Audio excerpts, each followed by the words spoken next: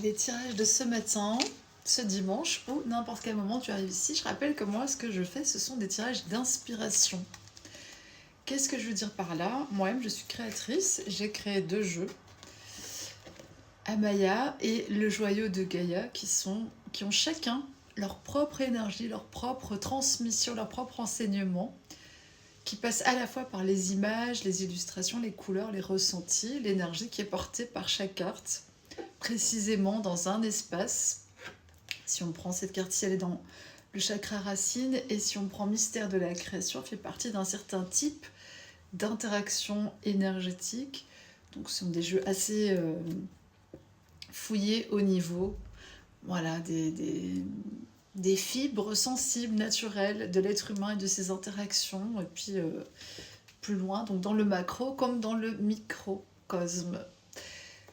Les tirages que je réalise donc ici sont des tirages d'inspiration. C'est comme ça aussi que moi j'utilise mes jeux. C'est des énergies sur lesquelles je vais aller me connecter. Je vais voir ce qui résonne en moi par rapport à une carte. D'un jour à l'autre, ça peut être reçu assez différemment. Et j'aime bien aussi utiliser différents jeux pour avoir un complément d'information. Et ici, j'ai utilisé du coup 4 jeux, 2 à moi et 2 jeux de Marie-Christine Chambon. Je vous recommande d'aller voir son travail parce qu'il est exceptionnel. Et on va commencer du coup l'explication de ce tirage. Toute première carte en chakra racine, le cœur racine, ça nous montre déjà que à la base, en fait, dans notre vie, il y a cette pulsation. Il y a cette pulsation qu'on peut d'ailleurs des fois sentir dans son périnée. Parfois on dit tiens, je sens mon cœur qui bat à cet endroit-là. C'est logique parce que c'est un endroit qui est très normalement, naturellement innervé, un peu nerveux, qui est aussi à la fois très tendre, mais tonique. Et c'est un endroit qui est comme une sorte de tambour. Oui, comme la peau d'un tambour finalement, qui résonne avec l'énergie, donc qui à la fois l'absorbe de la Terre, et à la fois il y a aussi cette connexion, ce lien au cosmos qui passe à travers cet espace-là. Tout ça fait partie de notre chakra racine dans l'aspect, on va dire, physique, corporel. C'est un point d'entrée énergétique très important qui d'ailleurs est reconnu aussi en médecine chinoise notamment. L'invitation qu'il y a avec cette carte pour aujourd'hui, c'est tout simplement de retrouver une forme de douceur, de sécurité dans cet espace-là, et puis par diffusion, par effet d'ensemble dans tout le bassin. La deuxième carte est évidemment complémentaire, c'est le mystère de la création. On est sur un conte et avec une série de personnes, souvent avec qui je me connecte, qui ont cette aspiration à devenir des créateurs, des créatrices, à tous les niveaux possibles, de travailler main dans la main avec la vie, avec le divin, d'être en charge, d'être responsable, mais dans la légèreté, dans l'amour de soi, dans le respect de qui on est, avec le plus d'authenticité, de naturel possible. Donc ce mystère de la création, c'est aussi un rappel que parfois il faut faire un tableau blanc complet dans sa vie, parce que c'est dans cet espace finalement de mystère où on ne sait pas ce qui peut arriver, on ne sait pas quel sera notre lendemain, parce que tous les jours c'est comme ça, hein, a priori. Quand on est lucide, en tout cas, on sait que tout peut changer comme ça du jour au lendemain, de s'ouvrir en fait et de faire une sorte de page blanche, de laisser se déverser, tu vois, c'est un petit peu ça que j'ai peint ici, laisser se déverser tout ce qu'on a, nous, inspiré, reçu, voilà, vers le monde, et de soi rester un peu ce tableau blanc ouvert à toute circonstance, tout ressenti, toute chose, et de ne pas accumuler en fait dans cet espace intérieur, mais de bien tout le temps redistribuer l'énergie. C'est important de sortir de cette ère du sacrifice et aussi de la contraction où on nous a parfois élevés à avoir peur et à, tu vois, s'attacher à des choses, ne pas vouloir lâcher une certaine forme de sécurité, certaines possessions, certaines connaissances, certaines idées aussi, parce que ça nous rassure tout simplement. La très belle carte de l'empereur qui vient nous signifier que vraiment pour entreprendre, du coup, de façon saine, de façon douce, de façon sensible, parce qu'on est aussi là-dessus, sur des entrepreneurs plutôt de cœur, n'est-ce pas? Quel que soit ton métier, quand je dis entrepreneur, c'est un état d'esprit, c'est pas un statut aux yeux de la société, parce que j'ai envie de te dire que je m'en personnellement contrefous. Donc voilà, donc comment on entreprend sa vie de manière générale, comment on gère les choses, que ça soit une petite vie tranquille ou un businessman multimilliardaire, ça change rien en fait. Il y a une forme de gestion de soi, il y a une forme d'entrepreneuriat, de comment je partage au monde, à mon niveau, à mon échelle, en toute tranquillité. La carte qui est venue aussi, et c'est logique par rapport à ceci, ben c'est cette carte finalement de la grande fiancée. Alors bon, c'est pas forcément un thème qui va être facile pour tout le monde, mais finalement dans la mort il y a la résurrection. Donc quand on lâche, quand on laisse partir l'ancien, quand on fait le deuil de ce qui a été, eh bien on fait beaucoup de place pour une nouvelle vie, on fait beaucoup de place pour revenir au mystère de son âme, au mystère de l'origine, et parfois à des choses dont on avait même pas idée. Donc il y a une sorte d'affranchissement aussi de ces anciennes convictions, de ces anciennes limitations, et un retour à une sécurité, tu vois, plus ancrée, plus douce, plus tranquille encore. On est sur un mode de vie incarné qui tient compte des rythmes biologiques, des rythmes naturels. On n'est pas dans le forcing par ici. Il y a des petites phrases que j'ai tirées qui sont pour moi des indications supplémentaires. C'est des petits mantras que je me suis fait en début d'année et que je partage quand j'ai envie, en fait. Voilà. Il y a ce rappel de concentrer son attention sur ce que tu as envie de voir émerger et pas peut-être sur ce que tu es en train de perdre ou sur ce que tu n'as plus. Il y a un appel à se connecter évidemment aux énergies cosmiques, de la source, appelle-les comme tu veux, et de créer avec cette palette-là, parce que mystère de la création, tu en fais partie, toi-même tu as été créé et tu crées. Et le truc, vraiment la phrase clé, je dirais, dans Mystère de la création, il y a toute l'activation d'ailleurs qui est disponible sur YouTube, je te recommande d'aller la voir, c'est de laisser la vie créer et se créer à travers toi. Avoir confiance que tu es architecturé du dedans, naturellement, et que tu délivres tes messages au monde, même sans t'en apercevoir. Voilà, au travers juste ton énergie. C'est un peu ça l'énergie du moment, c'est revenir à une forme de vie, je dirais assez simple, assez tranquille, et mal mise, assez la fille impatiente. En fait, comprendre que la force, c'est pas toujours de courir partout, à tort et à travers. Parfois, ça peut être au contraire de savoir attendre, de savoir s'ouvrir, de savoir comprendre des choses à l'intérieur de soi, de savoir se connecter encore différemment à un autre niveau, avec soi, avec les autres, avec la situation. Et tout simplement d'honorer ce qui est là, honorer aussi, dire merci à ce qui a été.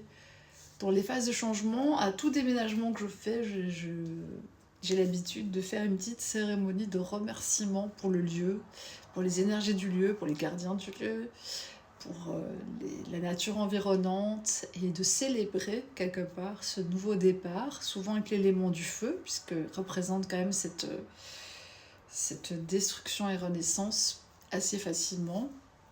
Et puis de déposer ses cendres, tu vois, quelque part, et les arroser d'eau pour qu'elles puissent, avec ces 4 éléments, tu vois, eh bien, elles puissent renaître quelque chose ailleurs. Voilà, donc c'est une invitation, si peut-être pour toi, à clôturer des choses, à te débarrasser encore de ce qui ne convient plus définitivement, à simplifier les process, gagner du temps là où tu peux pour gagner, j'ai envie de dire, en espace de vie, en tranquillité pour toi, et en moment de félicité, de joie, voilà.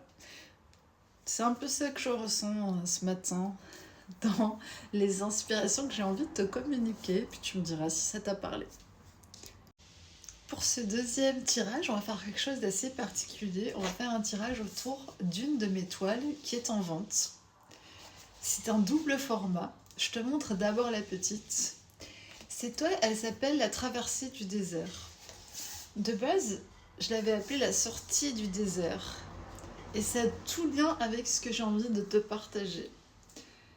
Ça, c'est le petit format. Je te montre les deux puisque je les vends, étant donné que je vais très bientôt déménager. Et je fais de la place pour de la nouveauté, pour créer de nouvelles œuvres, faire d'autres choses aussi dans ma vie. Voilà, je l'adore parce qu'elle est assez graphique, très brillante. Alors, je vais essayer de montrer bien de près. Jusqu'en vidéo, c'est jamais pareil qu'en vrai, mais j'ai utilisé du brillant, de la paillette. Et je trouve ça aussi quand même assez sympa d'avoir la grande toile quelque part et la petite ailleurs. Alors, soit de chez soi, comme un rappel de couleur et d'ambiance. Mais d'ailleurs, la toile, je suis un peu dans l'ambiance de ma toile. Je n'avais pas remarqué, c'est marrant. Comme quoi, on est sur cette énergie-là. Soit d'offrir la toile à quelqu'un, la petite, et soit de garder la grande. Donc voilà, donc cette toile-ci, elle est en vente. Pour les prix et les détails complets de la toile, il suffit d'aller en description. Évidemment, toutes les peintures que je fais, elles sont énergétiques, elles contiennent des résolutions, elles contiennent des énergies de fond, c'est des appels que je reçois, que je transmets, que je transmute. Mais j'ai envie de parler de ça parce que la traversée du désert, dans tous les cas, pour moi, elle ramène à soi. Et c'est pas confortable, et c'est aussi des moments où, quand on est dans un désert affectif, financier, social, professionnel ou total, parfois, on perd tout à la fois, parce que souvent, évidemment, la vie fait des boules de neige, pas toujours joyeuses. C'est pas évident au départ de se dire c'est une grâce, c'est une bénédiction, j'ai tout perdu, youhou, c'est génial, voilà. Pourtant, profondément, la traversée du désert, et il y a des gens qui vont d'ailleurs consciemment, pratiquement, dans le désert pour vivre ces expériences-là, d'être vraiment dans une sorte de vide. Eh bien, ça ramène à sa propre richesse. Ça ramène à sa propre oasis de douceur, de réconfort, d'acceptation, de toutes ces parts, et souvent justement de nos parts qui ont été brisées, humiliées, qui ont ressenti de la honte, de la culpabilité, du rejet, etc. Donc, c'est un temps de grâce, on va dire caché, c'est un temps auquel la vie nous appelle pour pouvoir aussi apprécier le vide et le plein. Apprécier la totalité d'une expérience. Ça veut dire que si tu es tout le temps en couple, pour moi, peut-être que tu as perçu une certaine valeur d'être en couple, mais peut-être pas autant que quelqu'un qui a eu des périodes où il était seul et des périodes où il est en couple. Parce que c'est normal, on vit du coup une expérience qui est plus globale, qui est plus totale, qui a plus de points de comparaison. Et au niveau de notre âme, ça fait sens. Ça fait sens d'englober énergétiquement quelque chose de tous les côtés du prisme. La trahison, peut-être, de la vivre d'un côté et de l'autre. Parfois, ça se fait au cours de plusieurs vies différentes, dans la multidimensionnalité, et parfois, c'est dans la même vie. C'est intéressant et enrichissant du point de vue profond et fondamental, mais c'est vrai que pour moi, c'est pas du tout une matière qu'on nous enseigne. Pourtant, c'est une matière précieuse qui est alchimique et que j'essaie de transmettre au mieux dans mes enseignements actuels avec mes deux jeux, notamment Amaya, le jeu de Kayei, à travers le contenu que je peux délivrer ici avec des clés aussi énergétiques, vibratoires. Pour moi, c'est important. Pourquoi ? Parce que ces moments-là, ils nous font plonger tellement profondément en nous-mêmes que, effectivement, on va toucher à des espaces de soi qui souvent sont verrouillés, la plupart du temps. Sont parfois, je vois des tombes, tu vois, sont parfois là, il y a des momies, quoi. Elles sont là depuis peut-être des millénaires dans l'énergie. Des espaces qui sont sclérosés, qui sont abandonnés, et aussi, on se réouvre au grand mystère de la vie. Et pour moi, sans cette dimension-là, la vie n'est pas très lumineuse, à mon sens personnel. Alors je sais que si là tu es en train de traverser, comme moi peut-être, un gros challenge à plusieurs niveaux, et tu as l'impression qu'il y a beaucoup de choses qui sont en train de crumble, quoi. Ça tombe par terre, tout. Le soufflet est retombé. J'ai envie de te dire, rassure-toi. Et surtout, profite. Profite de ce temps-là parce qu'en fait, un petit peu comme je l'ai dessiné ici, la traversée du désert peut en réalité être ton oasis. Il n'y a que là peut-être que tu peux trouver ces ressources-là, cette richesse-là. Tu vois, même sur les cactus, il y a des fleurs. Un cactus, au milieu du désert, il arrive à produire de l'eau. Donc la nature même de la vie, c'est toujours de produire en suffisance et de même dans des moments très très durs de ta vie, normalement, il y a ça. Et évidemment, c'est vert parce que c'est l'espace du cœur, c'est dans ton cœur que tu retrouves souvent une forme de richesse, une forme de quelque chose peut-être qui s'était éteint, tu vois, parce que parfois la vie quotidienne prend le pas aussi sur, j'ai envie de dire, la puissance de l'être ou de l'action que tu voulais mener dans le monde. Et tu t'éteins un peu par-ci, par-là. Ça, c'est pas toujours très visible, hein. Tu peux être dynamique, avoir une vie active, etc. Mais cependant, être un peu éteint dans ton âme parce que tu sens que tu réponds pas tellement à l'appel de ce qui était là profondément. C'est des temps où vraiment, parfois, on ne sait plus où donner de la tête et j'ai envie de prendre quelques cartes. Du coup, il y aura peut-être une partie encore parce que je vois que j'ai déjà parlé pendant 7 minutes. C'est incroyable. Le temps passe vite en votre compagnie. Une connaissance intérieure très fine, très profonde. Quand tu fermes les yeux finalement et que tu prends un temps où tu lâches tout, ça ouvre un espace merveilleux en toi, et notamment dans la créativité. Ça peut débloquer très fort la créativité chez certaines personnes. Alors, ici, on a l'énergie qui se retourne contre soi ou une épée de vérité. Pour moi, vraiment, cette carte, elle va représenter le fait de faire le tri dans ses idées. Il y a des idées qu'on a et qui nous blessent, vraiment, qui nous amènent dans des puits sans fond, qui nous font tourner en rond parfois pendant des années. Et évidemment, c'est très dur parfois de les percevoir soi-même. On peut s'observer, voir peut-être qu'on a des idées ou des phrases qu'on répète et les noter et faire se demander d'où ça vient, tu vois, d'où viennent ces discours-là. Après, c'est le rôle aussi des coachs et des thérapeutes dûment qualifiés. Et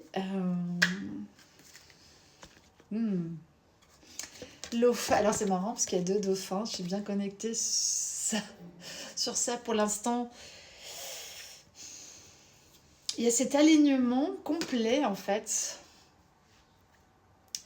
dans ta colonne de lumière et cette ouverture d'une vision supérieure qui en général justement arrive dans les périodes où tout s'écroule, dans les périodes où je sais pas, il y a comme un œil vif qui s'ouvre à l'intérieur de toi parce que t'as pas le choix, tu vois.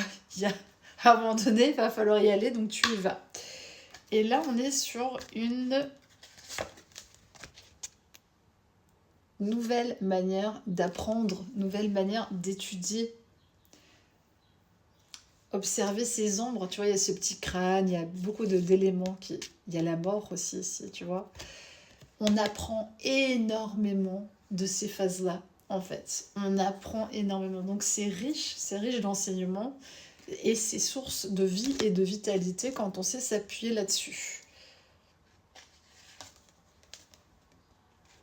Ça peut faire une relance majestueuse de ton feu intérieur. Et on va faire une partie supplémentaire pour aller plus loin là-dessus. Partie 2 sur la traversée du désert. j'ai envie de te partager cette idée que nous, les humains, notre capacité à apprécier les choses, la vie, notre appréciation, elle s'exerce tout particulièrement dans les contrastes. On a besoin de contrastes pour pouvoir saisir les choses, pour pouvoir comprendre les nuances, pour pouvoir apprécier pleinement les expériences. Alors, il y a peut-être mon chat qui va passer parce qu'il est il est très actif ce matin et il a envie d'être tout près. Donc voilà, si vous voyez passer une grosse boule de poils, c'est normal. Comment finalement savourer ces moments de vide? On va remarquer typiquement qu'il y a des gens qui, quand ils sont célibataires, ça leur tombe très très dur, alors que d'autres, ils sont aux anges, ils savourent, ils prospèrent même dans cet état-là, qui peut être considéré par d'autres comme un vide. Donc déjà, face à une même situation, on n'a pas tous le même ressenti. Quelqu'un va dire c'est le désert affectif dans ma vie parce que il est célibataire, et d'autres pas du tout parce qu'ils auront peut-être un entourage amical ou une passion ou eux-mêmes qui se nourrissent et finalement ils retournent à tout simplement leur être et il n'y a pas cette sensation de manque et au contraire peut-être l'appréciation j'allais prévenir d'avoir un espace pour soi, d'avoir du temps pour ses loisirs, pour créer, etc. Donc déjà, dans une même situation, la sensation de vide ou de plein, elle est fonction de notre expérience, elle est fonction de notre passé, elle est fonction de la façon dont on la ressent là sur le moment. Donc déjà, elle n'est pas spécialement, totalement objective, on va dire. On va prendre quelques cartes pour éclaircir un petit peu ça, pour se donner des pistes. Si là, tu as l'impression d'être dans un passage où voilà, je sais pas, c'est vide, il y a des choses qui te pèsent, un manque, l'impression d'être perdu au milieu nulle part, peut-être, à un certain point de vue. J'ai envie qu'on voit quelles énergies, du coup, peuvent... Ça va, toi?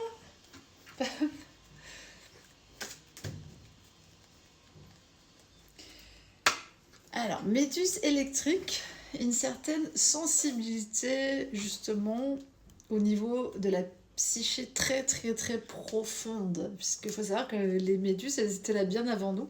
Elles ont des capacités absolument incroyables aussi à se régénérer. Donc il y a cette régénération psychique qui est demandée souvent. Quand il y a un vide, c'est parce qu'il y a eu un trop-plein, il y a eu un court-circuit nerveux, il y a eu une surcharge du système à un certain niveau. Il y a eu...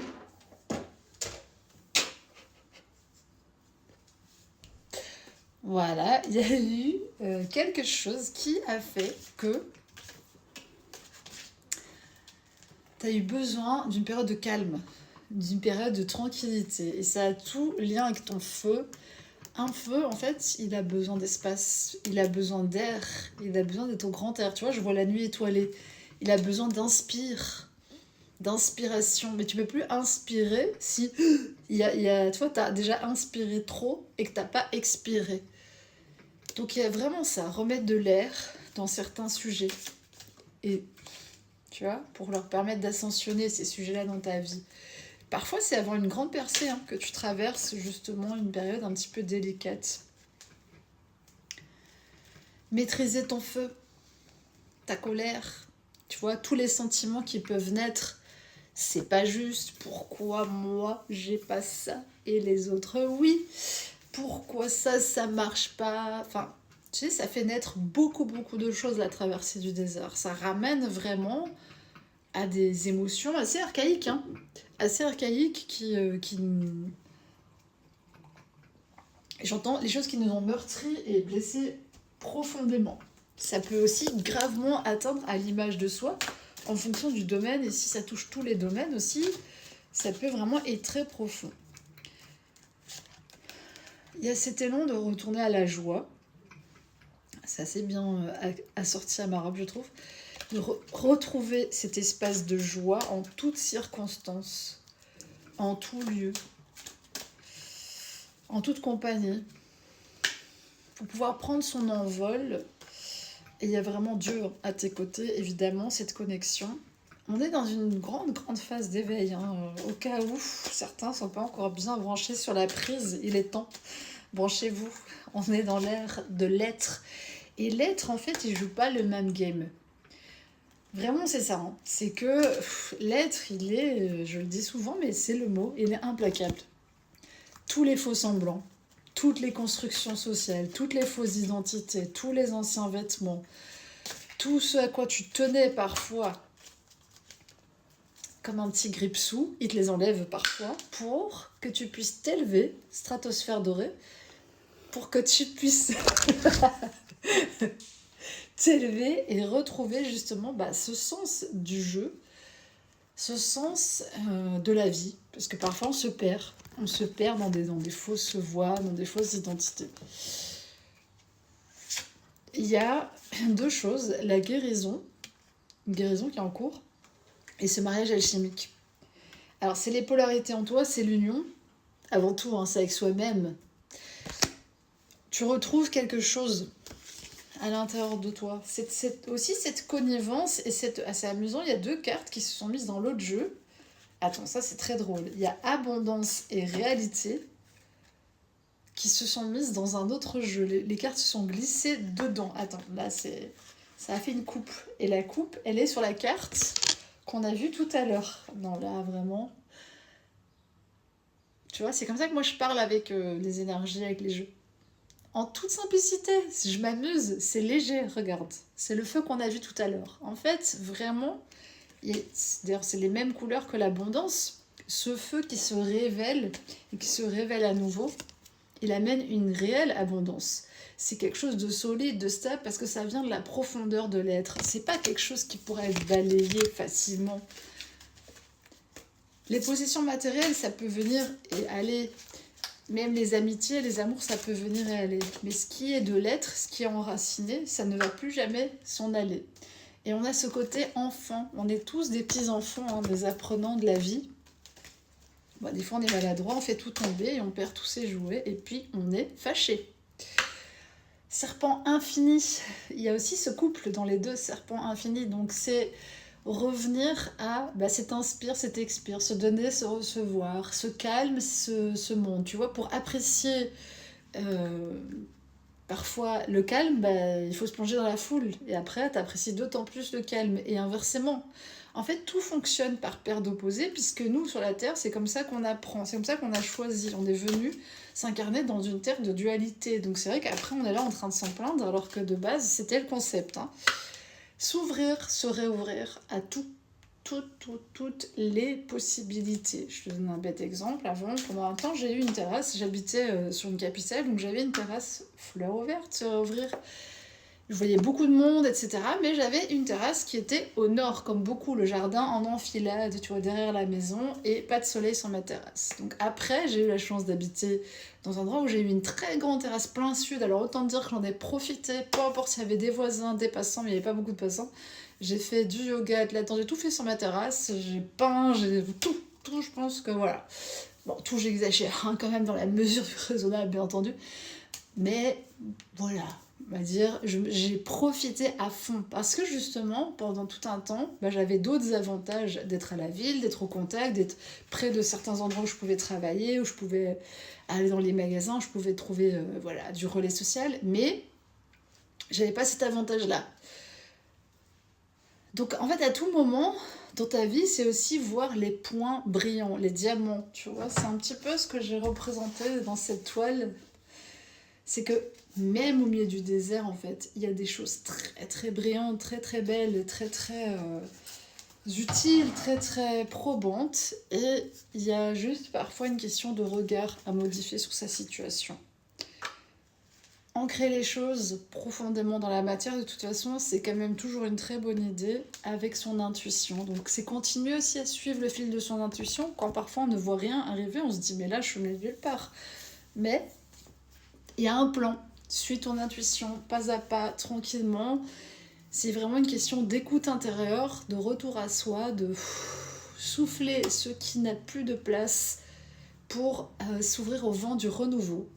Voilà, j'espère que cette vidéo t'aura inspiré et je te souhaite une très belle journée. À bientôt.